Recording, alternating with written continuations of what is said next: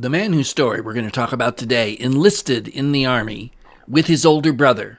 They both went to war, and they both ended up serving in the storied 1st Infantry Division. Walter Ehlers survived D-Day, but his brother didn't. And instead, he went on to lead his men across many of the toughest battlefields in all of Europe, and somehow he managed to survive the war. Today we're going to look at his amazing story right here on The Ultimate Sacrifice. Hello and welcome to the show. My name's Louis Marsh, Senior Pastor of River Church in Parker, Arizona, history lover extraordinaire, and especially love the history of the United States Armed Forces. So, having said all that, let's get into the story. Walter Ehlers was born on May 7th, 1921 in Junction City, Kansas. Not much is known about his childhood, but we do know that he joined the U.S. Army in the city of Manhattan, Kansas, in October of 1940.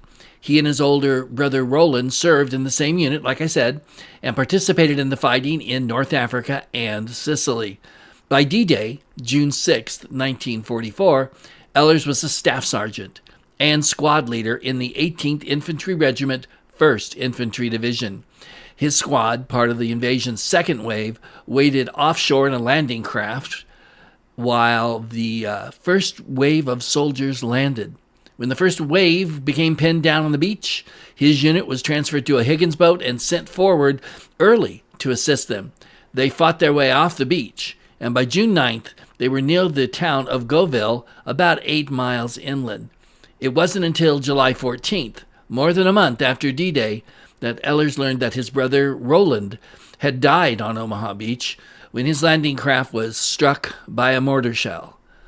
On that day, he led his unit's attack against the German forces and single-handedly defeated several enemy machine gun nests. The next day, his platoon came under heavy fire. Staff Sergeant Ehlers, always acting as the spearhead of the attack, repeatedly led his men against the heavily defended enemy strongpoints, exposing himself to deadly hostile fire whenever the situation required heroic and courageous leadership. Without waiting for any orders, Staff Sergeant Ehlers, far ahead of his men, led his squad against a strongly defended enemy strongpoint, personally killing 4 of an enemy patrol who attacked him en route. Then, crawling forward under withering machine gun fire, he pounced upon the crew and put it out of action. Turning his attention to 2 mortars, protected by the crossfire of 2 machine guns, Ehlers led his men through the hail of bullets to kill or put to flight the enemy of the mortar section, killing 3 men himself. After mopping up the mortar positions, he again advanced on a machine gun, his progress effectively covered by his squad. When he was almost on top of the gun, he leaped to his feet and, though greatly outnumbered, he knocked out the position single-handedly. The next day, having advanced deep into enemy territory, the platoon of which Ehlers was a member found itself in an untenable position as the enemy brought increased mortar fire, machine gun, and small arms fire to bear on it, and they were ordered to withdraw. Ehlers, after his squad had covered the withdrawal of the remainder of the platoon, stood up and by continuous fire at the semicircle of enemy emplacements, diverted the bulk of the heavy hostile fire on himself, thus permitting the members of his own squad to withdraw. At this point, though wounded himself, he carried his wounded automatic rifleman to safety and then returned fearlessly over the shell-swept field to retrieve the automatic rifle that he was unable to carry previously. After having his wounds treated, he refused to be evacuated and returned to leading his squad. In the days that followed, Ehlers and the squad were engaged in a number of firefights in the Norman hedgerows. On June 9th, they were pinned down under fire from German machine guns as well as mortars. Ehlers began to advance on the enemy positions, but encountered 4 German scouts.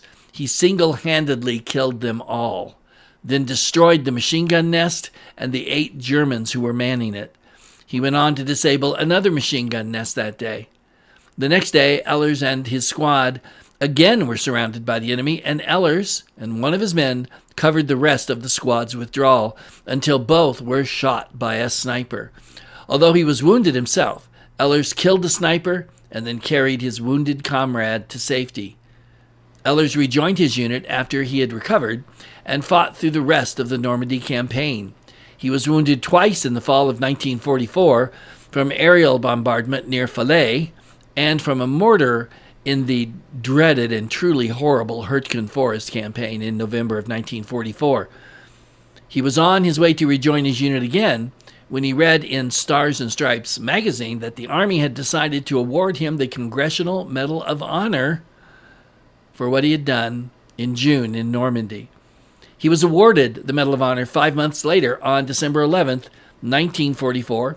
He was decorated in Paris in the office of Lieutenant General John C. H. Lee, which if you saw our first few episodes, you know a little bit more about him than maybe you did otherwise.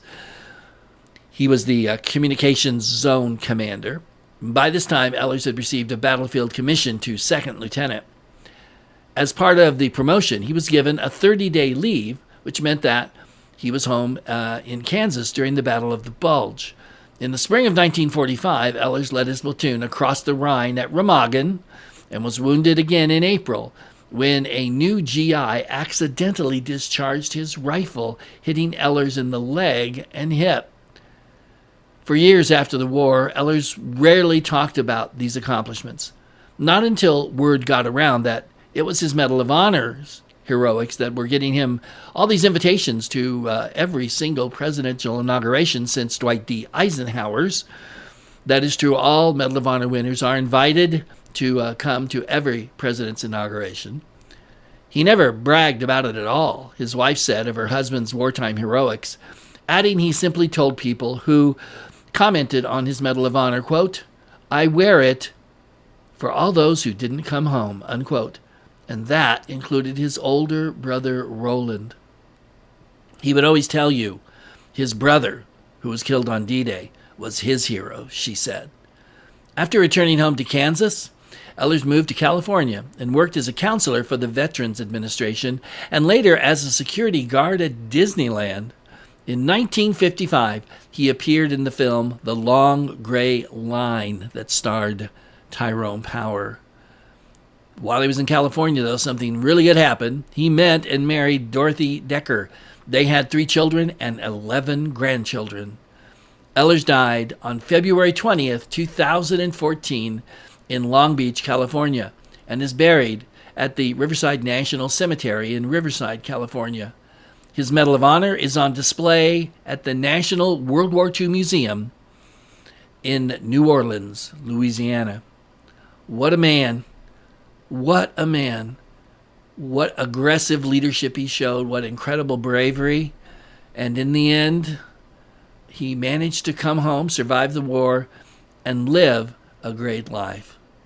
That is just fantastic. A true American hero, in peace as he was in war.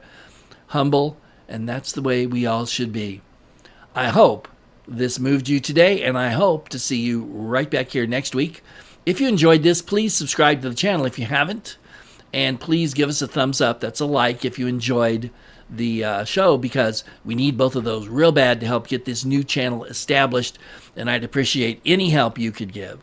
Till then, this is Louis Marsh, Senior Pastor of River Church. Thanks so much for being part of this show, and we'll see you next week.